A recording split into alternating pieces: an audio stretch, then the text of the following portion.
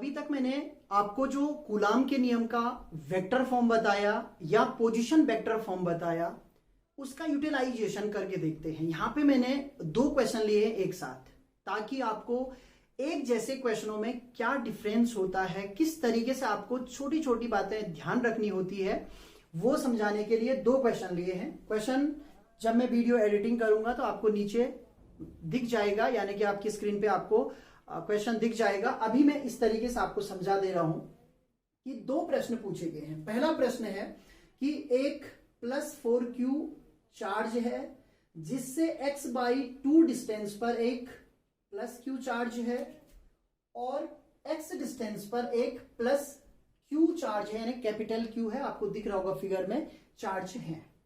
Right. Similar question यहां पूछा गया है, 2 चार्जेस हैं +q और उनके बीच की डिस्टेंस है r, और यहां पर एक चार्ज रखा गया है जो लाइन उनको ज्वाइन करती है। द लाइन ज्वाइनिंग 2 चार्जेस, उसमें एक चार्ज को रखा गया है। कहां पे रखा गया इसके बारे में कुछ नहीं कहा गया है। राइट। और उसका मान है q, ना तो प्लस लिखा है ना माइनस लिखा है। तो अब आपको ध्यान देना है कि आपको क्वेश्चन में करना क्या है। यहां पर क्वेश्चन 2 तरीके से पूछा गया है। इस क्वेश्चन में पूछा गया है कि जो ये +q चार्ज है, इसकी बात की गई है, ये जो +q चार्ज है इसका मान कितना होगा जबकि ये वाले चार्ज पे नेट फोर्स 0 है। यहां पे लिख दिया मैंने, ये है क्वेश्चन पूरा का पूरा समझा दिया आपको। इस +q चार्ज पर नेट फोर्स क्या है, 0 है, यानी इक्विलिब्रियम की कंडीशन है, साम्य अवस्था है।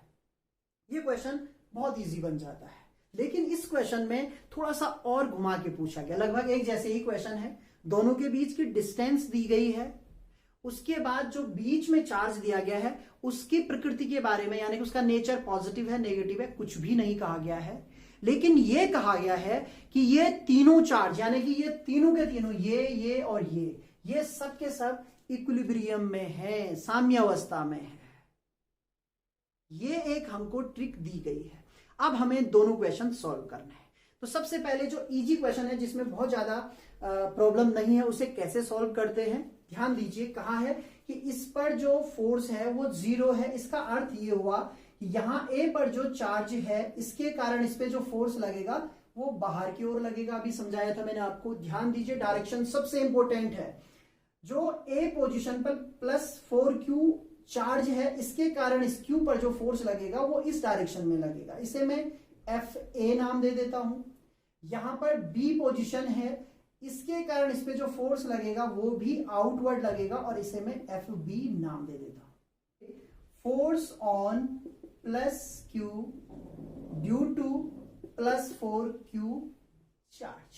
राइट। इसका अर्थ ये हुआ कि इस चार्ज के कारण इस पर कितना फोर्स लगेगा। तो देखिए यहां पे क्या हो जाएगा, जब हम फोर्स फाइंड करेंगे तो वैल्यू आ जाएगी। इसको हमने FA नाम दिया है, तो FA इज इक्वल्स टू, यहां पे मैग्नीट्यूड फॉर्म में ही लिखते हैं, 1/4πε0। बहुत इजी है, 4q/x/2 का होल स्क्वायर। इक्वेशन नंबर 1 ध्यान दें, एक का मान 4q है, दूसरे का q है, और इसको इससे आगे सॉल्व ना करें, बस इतना ही रहने दें। इक्वेशन नंबर 1 बना दी हमने। डायरेक्शन यदि लिखनी होती तो इसकी डायरेक्शन होती A to B, यानी इसकी A से लेकर किसकी तरफ होती, B की तरफ इसकी डायरेक्शन होती है। मैंने शॉर्ट में लिख दिया है। राइट।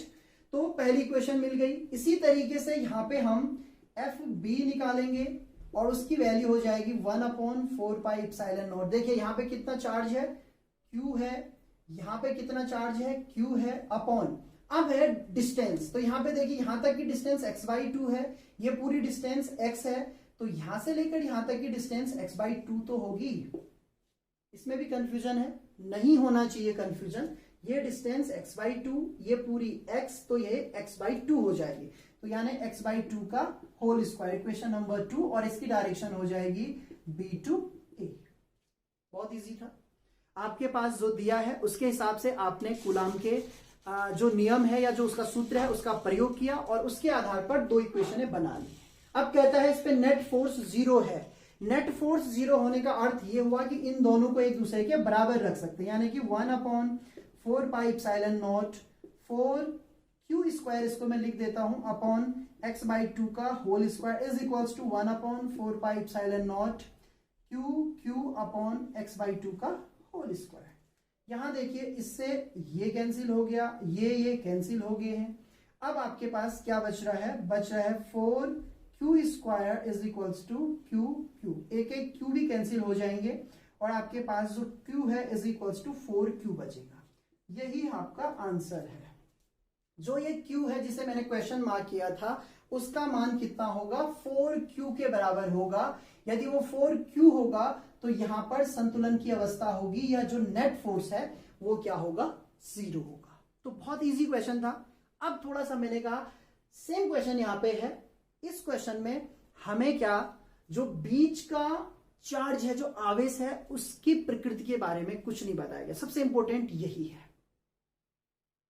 और हमें यहां पे क्वेश्चन इस तरीके से पूछा गया है कि जो ये Q है इसका मान कितना होगा, एक तो ये बताना है, इसकी प्रकृति क्या होगी वो भी बतानी है, और साथ में यहां से मान लो ये O है तो यहां से लेकर यहां तक की डिस्टेंस क्या है, फिलहाल x ले लेते हैं, फिर यहां से लेकर यहां तक की डिस्टेंस r माइनस एक्स हो जाएगा। अभी सेम क्वेश्चन किया है तो आपको प्रॉब्लम नहीं होगी। पूरी जो डिस्टेंस है वो कितनी है, r है, यहां से लेकर यहां तक की जो डिस्टेंस है वो x है, और यहां से लेकर यहां तक जो होगा वो r माइनस एक्स हो जाएगा। बहुत इजी है, समझ में आ गया होगा। अब हमें सबसे पहले ये बताना है कि यहां पर हो क्या रहा है।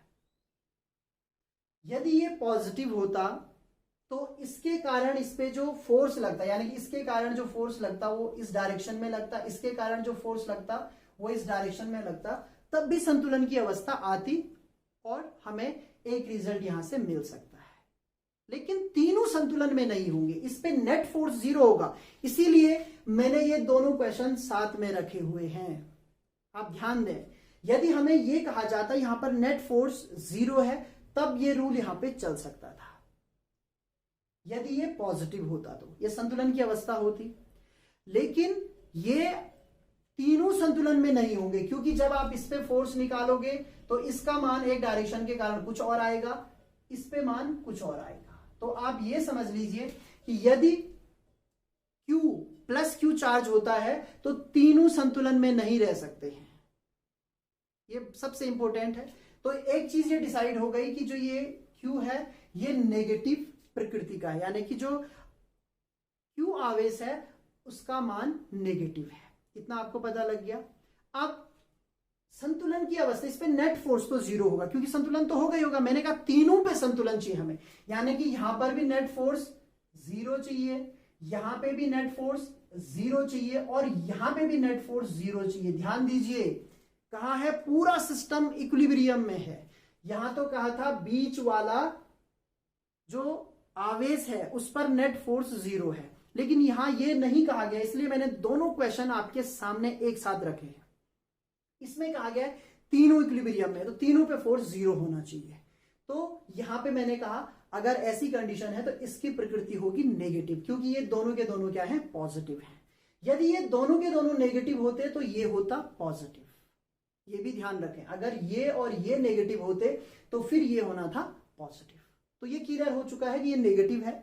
अब सबसे पहले हमें x का या इसका मान चाहिए, तो ये फाइंड कर लेते हैं। ये इक्विलिब्रियम की कंडीशन वही लगाएंगे जो यहां पे लगाए, क्योंकि बीच में भी 0 होगा लेकिन किनारों पे 0 नहीं था इस कंडीशन के हिसाब से। तो सबसे पहले सीधे कर लेते हैं, क्योंकि यहां पे मैंने डिक्टो किया है 1/4 pi epsilon naught Q upon x square is equals to 1/4 pi epsilon naught Q upon r minus x का होल स्क्वायर। समझ में आ गया होगा। डिक्टो क्वेश्चन है, एक बार मैंने कर दिया है तो आपको बार बार ये चीजें सेम रिपीट नहीं करनी है, सीखनी है। मैंने क्या किया, इसके बीच फोर्स निकाला, उसका फॉर्मूला हुआ 1/4 pi epsilon naught Q upon x square.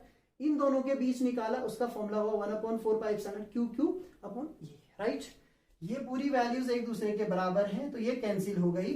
अब आपके पास क्या बचा, एक्स स्क्वायर बराबर r माइनस एक्स का होल स्क्वायर। यहाँ पे ये वैल्यू है, स्क्वायर है तो आप x बराबर r माइनस एक्स लिख सकते हैं। स्क्वायर दोनों तरफ के हटा दीजिए और फिर यहाँ पे आपके पास 2x is equals to r होगा या x is equals to r by 2 होगा। तो पहली वैल्यू आपको पता लग चुकी है, जो x का मान है वो r/2 है। तो हमें क्या पता लगा, जो q चार्ज है वो इस लाइन के, जो r पूरी लाइन है a to b, उसके कहां पे है, मिड पॉइंट पे है। ध्यान दीजिए, उसके मध्य बिंदु पर है। एक तो हमें ये रिजल्ट प्राप्त हो चुका है, बहुत इजी था, समझ में आ गया होगा। यहाँ पे इसके बीच जो फोर्स था और इसके बीच जो फोर्स था, उनको मैंने आपस में बराबर रखा, सॉल्व किया, ये आपके पास फॉर्मूला आ गया, राइट। अब हमें दूसरी कंडीशन फाइंड करनी है, जबकि इक्विलिब्रियम की कंडीशन हो, राइट। तो कैसे फाइंड करेंगे, ध्यान दीजिए। जैसे मैंने आपको कहा कि ये नेगेटिव चार्ज है, ध्यान दीजिए। इस चार्ज के कारण मैं यहां पर फोर्स निकालता हूं। एक बार फिर से इस फिगर को दोबारा से ड्रॉ करते हैं ताकि आपको साफ साफ दिखे। तो देखिए, ये कंडीशन है, यहां पर प्लस क्यू है, यहां पर माइनस क्यू है और यहां पे भी प्लस क्यू है। इसके कारण मैं जब यहां पे फोर्स निकालूंगा, यानी कि माइनस के कारण, तो इसकी जो डायरेक्शन होगी वो होगी अंदर की तरफ। जब नेगेटिव चार्ज लिया जाता है तो उसकी डायरेक्शन क्या होगी, क्योंकि इनमें अट्रैक्शन फोर्स होगा, वो डायरेक्शन कहां होगी, अंदर की तरफ। ध्यान दीजिए। फिर मैं जो B पर प्लस Q चार्ज है, इसके कारण यहां फोर्स निकालूंगा तो ये आएगा बाहर की तरफ। ध्यान दीजिए, इसके कारण यहां पे निकालूंगा, ये O पोजीशन थी तो इसको मैंने FO नाम दिया और इसको देते हैं FB नाम। ध्यान से देखिए, इसके कारण जब मैंने इस आवेश पर, यानी कि माइनस Q चार्ज से, इस तरीके से लिखते हैं इसको, force on plus Q at A, ये भी लिखना पड़ेगा आपको, due to minus Q at O, क्योंकि इनकी पोजीशन है ये सेम है। तो यहां पे ध्यान दीजिए, एक और चीज है, Q के कारण थोड़ा कंफ्यूजन हो रहा है, कैपिटल Q है, राइट। तो इस पे जो फोर्स होगा वो कहां होगा, अंदर की तरफ होगा। ये FO नाम दिया, इसको क्या दिया, FO। यही सबसे इंपॉर्टेंट है। इसकी वैल्यू होगी 1/4 pi epsilon naught Q upon कितनी वैल्यू है, r/2 आया है का होल स्क्वायर। अब ध्यान दीजिए, अभी मैंने फाइंड किया था, x का मान था r/2 का होल स्क्वायर, इक्वेशन नंबर 1।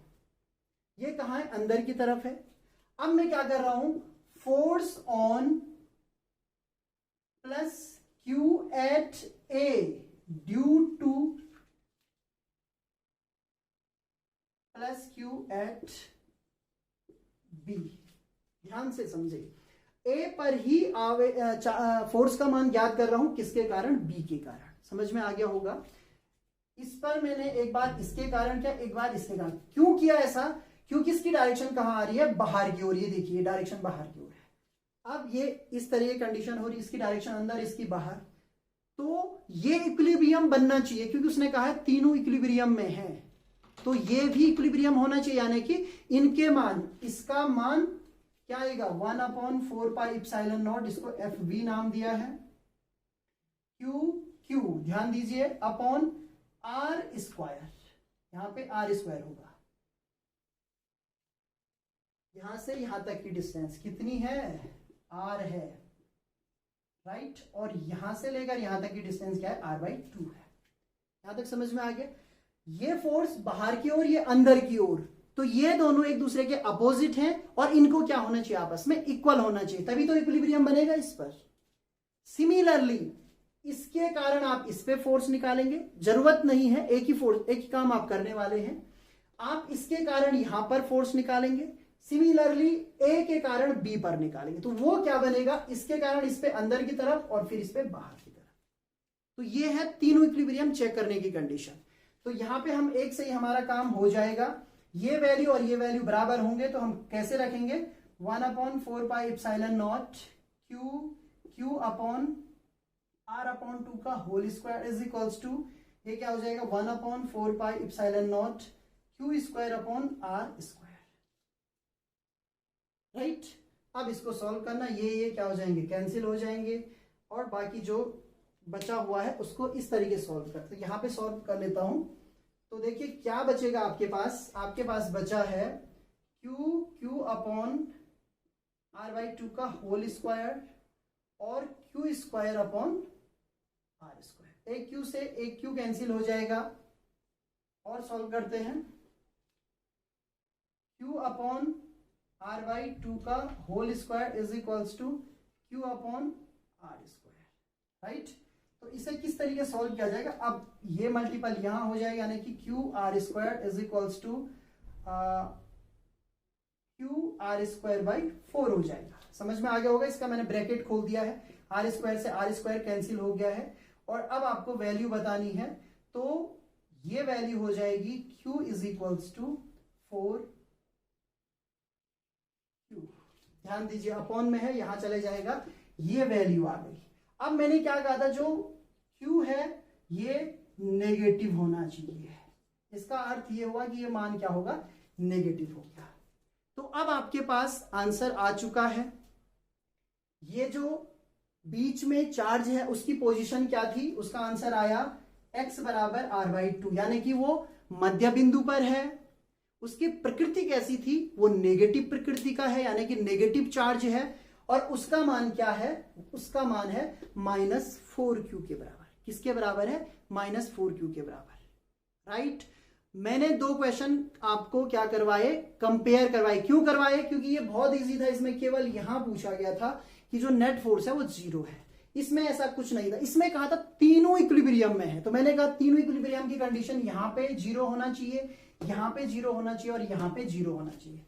यहां पे 0 की कंडीशन से हमने एक मान फाइंड किया, और यहां या यहां दोनों में से एक किसी पे भी कीजिए, उससे हमने दूसरी कंडीशन फाइंड कर ली है।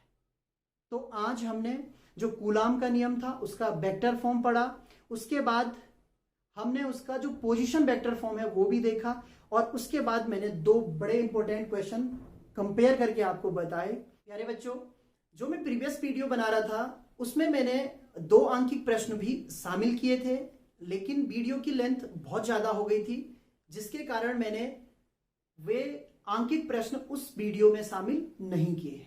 तो आज का जो आंकिक प्रश्न है ये उसी की कड़ी है, यानी कि वो जो प्रश्न मैंने पहले से किए हैं उसी में एक और प्रश्न मैं यहां पर ऐड कर रहा हूं। तो ध्यान से इस प्रश्न को समझिए और ये जानिए कि इस प्रश्न में हमें करना क्या है। सबसे पहले आपको ये समझ लेना है, मैं जो भी आंकिक प्रश्न लेता हूं वो स्पेशल प्रश्न होते हैं, यानी कि उनमें आपको कहीं ना कहीं कुछ ट्रिक का इस्तेमाल करना होता है या कोई खास बात होती है, यानी स्पेशल क्वेश्चन है वो, उनके पूछे जाने के चांसेस होते हैं। साथ ही वे प्रश्न अगर आपको आगे, तो आपका जो माइंड है ना वो थोड़ा सा एक्स्ट्रा भी सोचेगा कि हाँ ऐसा भी हो सकता है।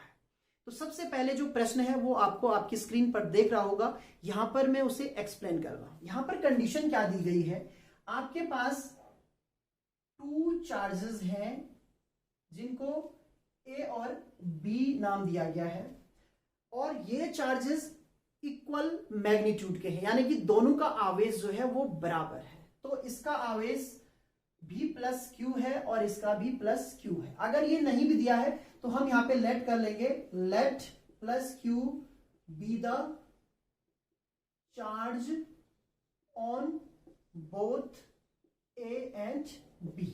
यहां पे मैंने कह दिया कि जो A और B है उन दोनों पर ही कितना चार्ज है, प्लस Q चार्ज है। हमें यहां पे दिया है कि ये दोनों एक दूसरे को रिपेल करते हैं, और फोर्स की वैल्यू दी गई है। जो फोर्स दिया गया है वो फोर्स दिया गया है 2.0 इंटू 10⁻⁻5 न्यूटन। एक बार और कंफर्म कर लूं, यही वैल्यू दी गई है।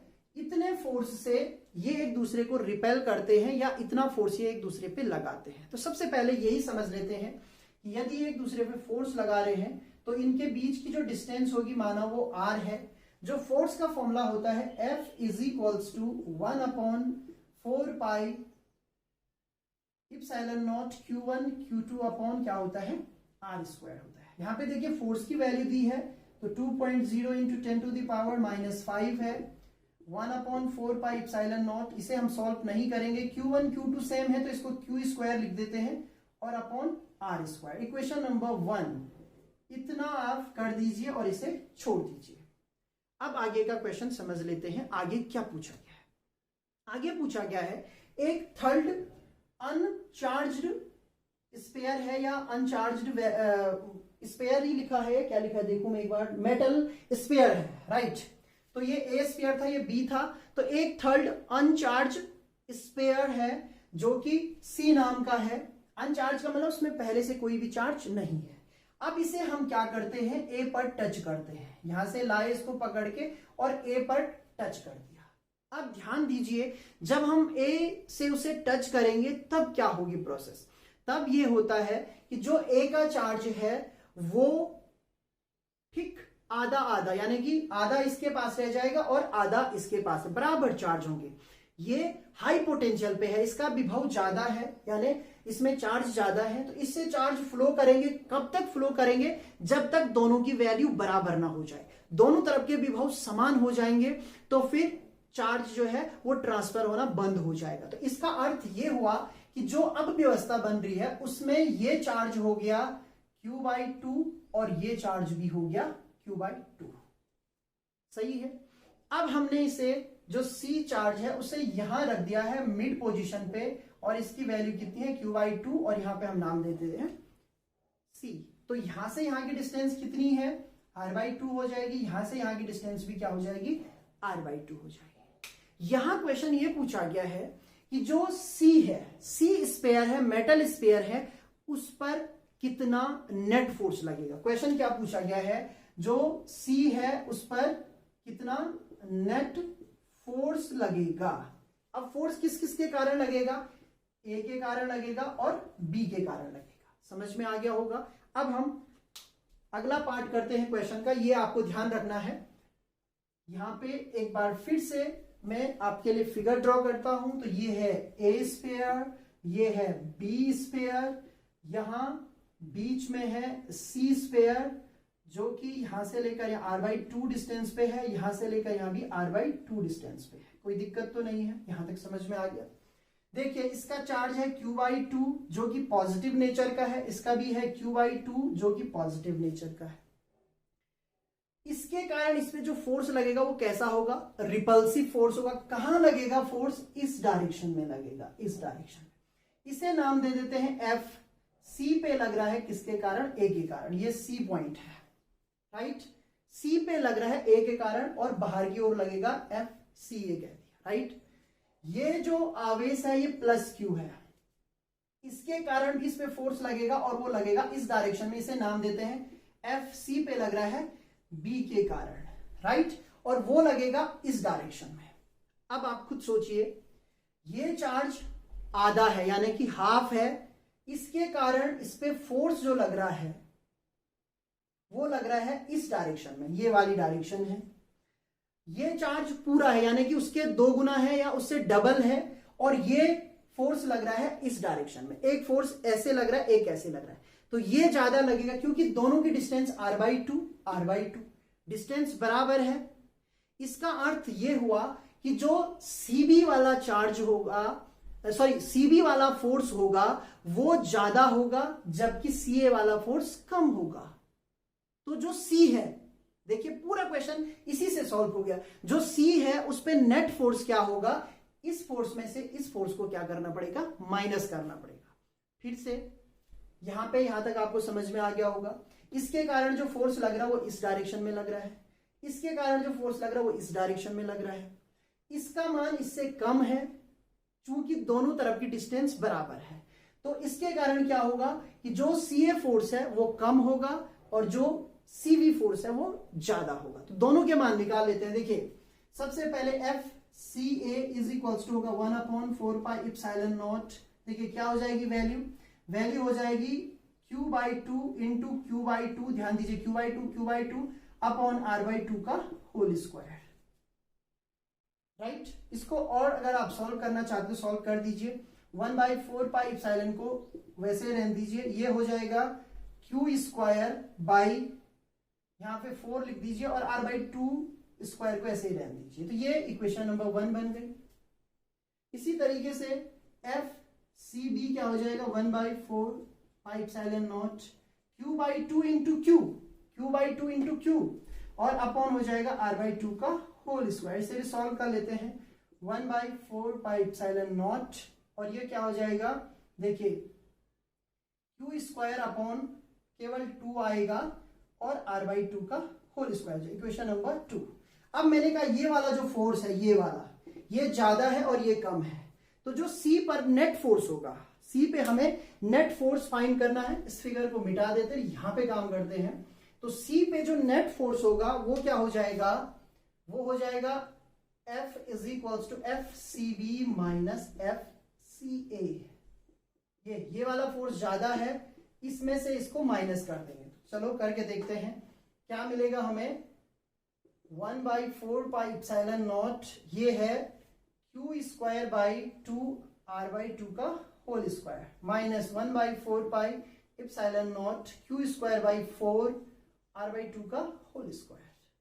ध्यान दीजिए और सॉल्व करेंगे। 1/4πε0 दोनों में कॉमन है, कॉमन आ जाएगा।